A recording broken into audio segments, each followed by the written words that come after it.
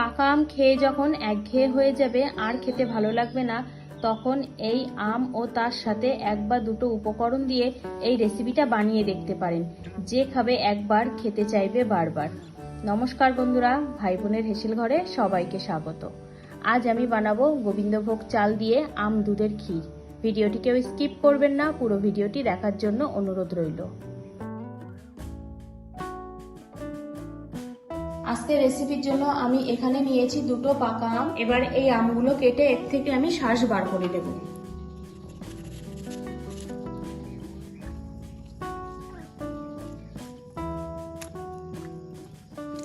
এই শাঁসগুলো আমি এবার একটা মিক্সিং বোলের মধ্যে নিয়ে নেব।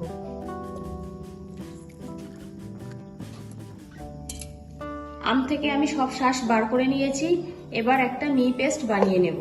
আমের শাঁসটার একটা মিহি পেস্ট আমি করে নিয়েছি। এবার এই পাল্পটা আমি ছেঁকে নেব। তার জন্য নিয়ে নিলাম একটা মিক্সিং বোল আর একটা স্ট্রেনার। এবার এই পাল্পটা এর মধ্যে দিয়ে দেব। এবার একটা চামচের সাহায্যে এইভাবে আমি পাল্পটা ছেঁকে নেব। আমের পাল্পটা ভালোভাবে ছেঁকে নিয়েছি। আজকের রেসিপির জন্য আর নিয়েছি এখানে 50 গ্রাম গোবিন্দভোগ চাল। এই চালটা আমি 3 ঘন্টা আগে জলে ভিজিয়ে রেখেছিলাম। এই চালেরও একটা মিহি পেস্ট বানিয়ে নেব। নিয়ে নিলাম একটা ব্লেন্ডার জার। এবার এর মধ্যে আমি চালটা দিয়ে দেব আর দিয়ে দেবো সামান্য একটু জল। একটা পেস্ট বানিয়ে নেব। চালের একটা মিহি পেস্ট আমার রেডি হয়ে গেছে। চাল এবং আমটা আমার রেডি। এবার আমি রান্নার পরের স্টেপে চলে যাব। গ্যাসে কড়াই বসিয়ে দিয়েছি। এবার এর মধ্যে দিয়ে দেব 1/2 লিটার গরুর দুধ। দুধটা আমি আগে থেকেই জাল করে নিয়েছি। এই দুধের মধ্যে দেব 2টো এলাচ ফাটানো। চাইলে এখানে আপনারা এলাচ গুঁড়ো ব্যবহার করতে পারেন। এই রেসিপির টেস্টটা বাড়ানোর জন্য আমি এখানে দিয়ে দেব 2 চামচ গুঁড়ো দুধ।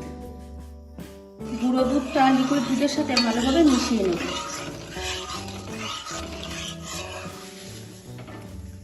দুধটা ফুটে গেছে। এবার আমি এর মধ্যে অ্যাড করব 1/2 বাটি চিনি।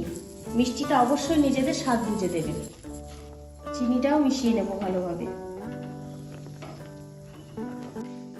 চিনিটা দুধের সাথে ভালোভাবে মেল্ট হয়ে গেছে। এবার আমি এর মধ্যে দিয়ে দেব চালের পেস্ট। এবার চালের পেস্টটা আমি এর সাথে ভালোভাবে মিশিয়ে নেব।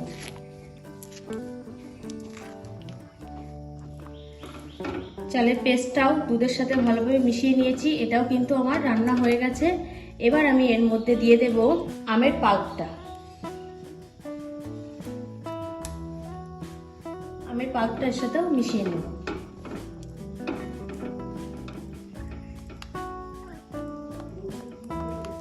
আমের পাল্প দিয়ে গ্যাসটাকে মিডিয়াম টু লোতে রেখে আমি 1 থেকে 1.5 মিনিট এটা কুক করে নিয়েছি। আমার রান্নাটা পুরোপুরি কমপ্লিট হয়ে গেছে। এবার আমি এটা নামিয়ে নেব। গ্যাসটাকে অফ করে দিলাম। আম, দুধ এবং চাল দিয়ে বানানো এই রেসিপিটা নামানোর জন্য আমি এরকম প্লাস্টিকের গ্লাস ব্যবহার করছি। আপনারা চাইলে এখানে মাটির ছোট ছোট যে বাটিগুলো হয় সেগুলোতেও কিন্তু নামাতে পারেন। দেখতে কিন্তু অনেক সুন্দর লাগবে। এখানে আমি এরকম গ্লাস ইউজ করছি, আপনারা চাইলে গ্লাসটাও ইউজ করতে পারেন। এবার আমি একটা হাতার সাহায্যে অল্প অল্প করে এর মধ্যে দিয়ে দেব।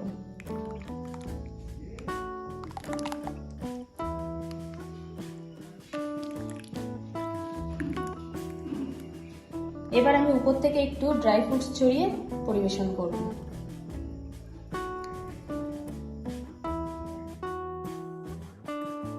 পাকা আম দিয়ে গোবিন্দভোগ চালের এই রেসিপি রেডি হয়ে গেছে। দেখুন দেখতে কতটা লোভনীয় হয়েছে, খেতেও কিন্তু অতটাই সুন্দর লাগে। যারা নতুন দেখছেন আমার ভিডিওটি তারা অবশ্যই কমেন্ট করে জানাবেন কেমন লাগছে ভিডিওটি। আর অবশ্যই সাবস্ক্রাইব করে আমার চ্যানেলের পাশে থাকার অনুরোধ রইল। আমি একটা চামচের সাহায্যে দেখাচ্ছি তুলে যে কতটা সুন্দর হয়েছে। এটা কিন্তু দুর্দান্ত লাগে খেতে। আপনারাও বাড়িতে অবশ্যই ট্রাই করবেন এবং কেমন হলো অবশ্যই কমেন্ট করে জানাবেন কিন্তু। আজ তাহলে এই পর্যন্ত। দেখা হচ্ছে পরের কোনো নতুন রেসিপিতে।